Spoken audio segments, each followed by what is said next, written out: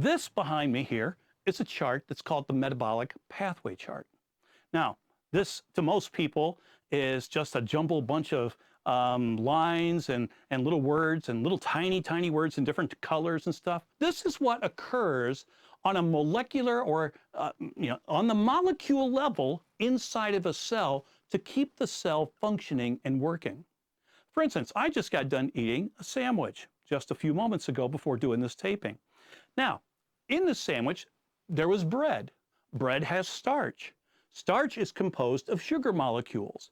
Well, I eat the sugar molecules called starch, which is not sweet because there's too many sugar molecules. My tongue cannot detect the sweetness. But there's enzymes which break it down, speed up the breakdown of these chemicals. Now, enzymes are on here and they appear in blue in color. And the starch breaks down to sugar. And eventually it breaks down to something called sucrose.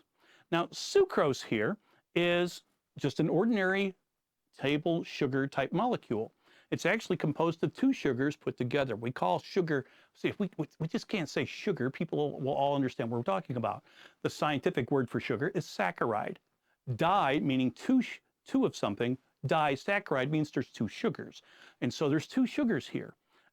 But we got to get energy out of this. How do we get energy for our cells to function? For a cell to do anything, it needs energy. So the sucrose is acted upon by an enzyme, which changes it eventually into a molecule called glucose. And the glucose, it'll be remember, there's two different sugars here, but one of them will be glucose. And the glucose then is broken down by other enzymes. If you just follow the arrows here, and it keeps breaking down, till finally we get to a thing called, a chemical called pyruvate. And when we get to pyruvate, it goes into a thing here called the citric acid cycles, it's sometimes called. And here, some carbon dioxide is released and things, but it's making different chemicals. A chemical keeps being changed by other enzymes, and it's giving off energy. And we go through an electron transport chain, and then energy is made. But notice there's so many other reactions going on.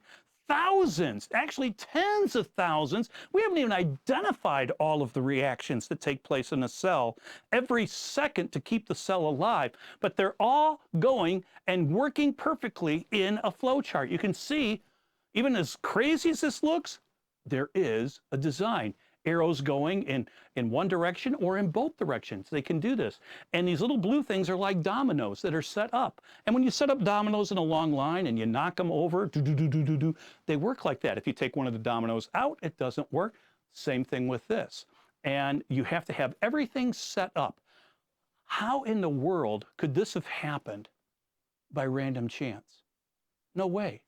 This shows an immense intelligence behind how the very first cell, and every cell has to function. There is a plan. This is a massive domino type of design here. You've seen these where they're totally like maybe a whole floor of a room with different dominoes and patterns. This is like that. You know, that took intelligence. That took a brain behind that to not only design it, but to set it up. This is the same thing. The inside of a cell shows patterns, shows organization, shows a design. Now, in the days of Darwin, Charles Darwin, they didn't know this about cells. They thought cells were just like little bags full of chemicals that weren't much there. Now we know that cells are living things, and inside there's tons of little factories. This is one factory with little sub-factories in it. This is like one factory taking sugar into a chemical called pyruvate. There are so many different little factories here inside of a cell producing these things, showing that there is a designer behind this. This shows a design. If there's a design, there's a designer. If there is a plan, which you can see there is here, there is a planner. If there's a designer and a planner, there's an intelligence behind it, and you see this all through nature, that means there is a God. Somebody did this. This is not random chance, just things coming together. Matter of fact, the scientific odds of that happening by random, which we already said random doesn't exist, is astronomical. It's beyond what we call being possible scientifically. This shows a design.